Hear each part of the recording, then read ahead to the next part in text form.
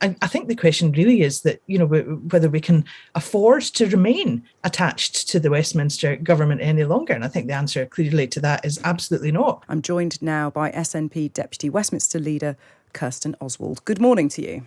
Good morning. So first of all, your reaction to the results? I'm delighted with the results. It's a fantastic result for the SNP, and right across Scotland we can see SNP councillors being added to the tally, which we already had. We can see that, from one end of the country to the other, the results for the SNP, whether by numbers of councillors, whether by votes cast or percentages, are incredibly positive. So I'm delighted to see that, and I think that it's a real clear endorsement of the way that the SNP has been looking after our local communities, whether in councils or whether in the Holyrood Parliament. And I think that it's impossible to get away from the fact that people have made their verdict on Boris Johnson and the shenanigans at Westminster very clear as well. That was certainly very evident on the doorstep. Yes, I wanted to ask you that because Labour have made gains too. Are these results? Is this really a victory for the SNP, or is it more a loss for the Conservatives? No, this is assuredly a victory for the SNP.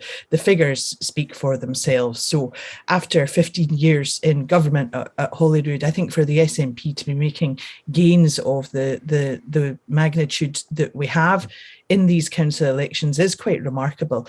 And I think it absolutely speaks of the focus that the SNP has on making sure that we do all we can to look after the communities across Scotland. I think that it's a real endorsement of Nicola Sturgeon and the approach that she's taking to that, to making sure that anything that we can do to try and support people through the cost of living crisis, for instance, is what we do.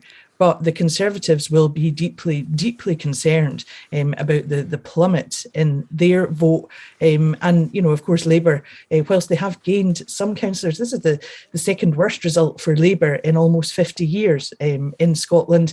And, the Conservatives and Labour have been reduced to scrapping over our second and third place, where, I think that for us, we're really delighted, and we never take a vote for granted. So, it's a real pleasure to see the hard work of our activists and our councillors being off as it has. Who do you see as the SNP's biggest political opponent now? Do you know what? I don't know that that's necessarily the way that I'm looking at things, because surely it's important to be strategic. We're looking more at what are the issues that our constituents, for myself, or the residents in council areas are facing, rather than wondering about other political parties and what they're doing, or who we should be looking to oppose. So I think that the reality is that I'm more likely to be looking at what is necessary to support people in my constituency, rather than who might have a different perspective on things to me. The SNP has made promises about a referendum. Nicola Sturgeon promised an independence referendum by the end of 2023. Is that going to happen? That is absolutely our plan. So the SNP was elected last year with a significant result in our Holyrood Parliament here in Scotland for a further term. And part of our promise to the electorate was that if we were returned, then we would be having an independence referendum. And Nicola Sturgeon has said that she would like that to be in the first half of the Parliament. So I think your timescale is about right. That is what we have said we would do. So the electorate will expect us to do that. That's the mandate that the SNP has. So I'm really looking forward to the conversations on the doorsteps about independence. But the reality is in Scotland that's a live conversation all the time anyway. It's a discussion that people are keen to engage in. And I look forward to hitting the campaign trail. I might have a couple of days of not campaigning after the council elections, but I do look forward to hitting the campaign trail to have these really in-depth conversations about independence. You mentioned earlier about the Conservative Party and the problems that scandals in Westminster have brought the Conservatives in Scotland. It seems when there are elections that are dominated by UK-wide concerns, the SNP does very well. Do you think there really is an appetite for independence, though, if it was to come to another referendum now? Is now really the time for it?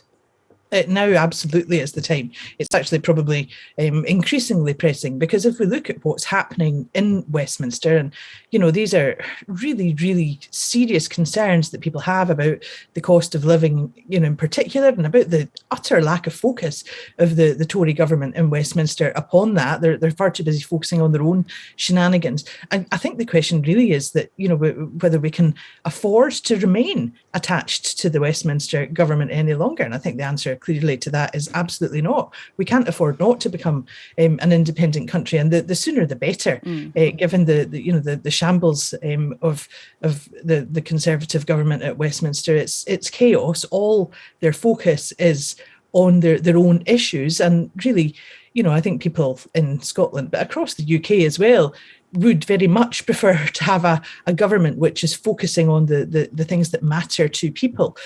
So I think in Scotland we have a better path and a different path that we can follow. And I think it's more and more pressing that we definitely need to do that.